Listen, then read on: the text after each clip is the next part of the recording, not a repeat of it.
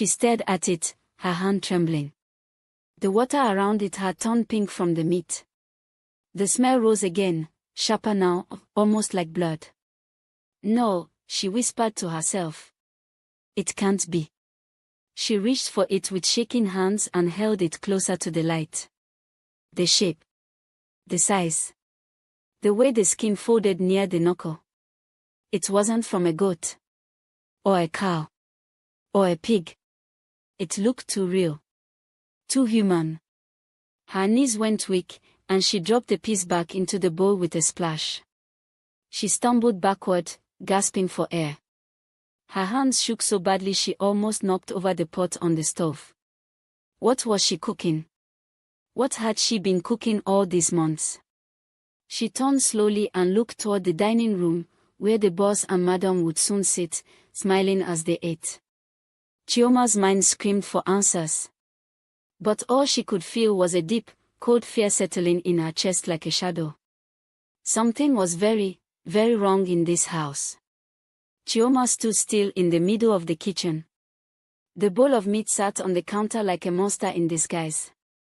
The piece that looked like a finger floated quietly among the chunks, silent, damning. Her breath was shaky, but she didn't panic. Not out loud. On the outside, she remained calm.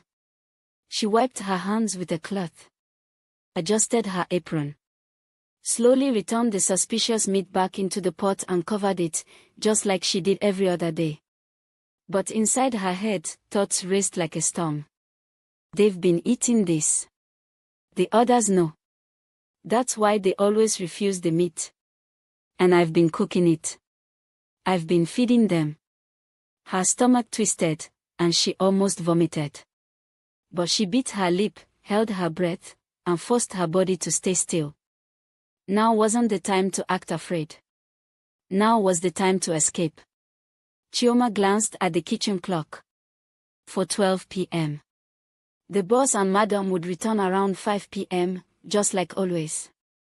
She had less than an hour. But escaping wasn't easy. She remembered the rules.